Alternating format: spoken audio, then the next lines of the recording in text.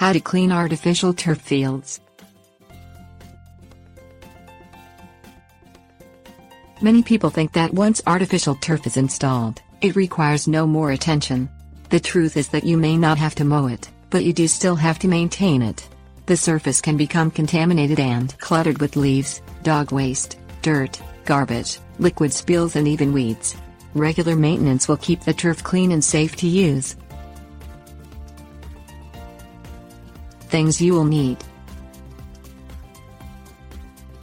poop scoop, groomer, detergent, disinfectant, water, biodegradable weed killer.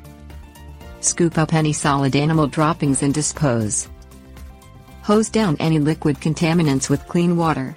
Where necessary, use detergents or disinfectants that are approved by the turf manufacturer.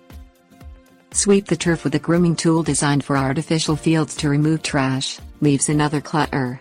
Use a large magnet to remove metallic debris.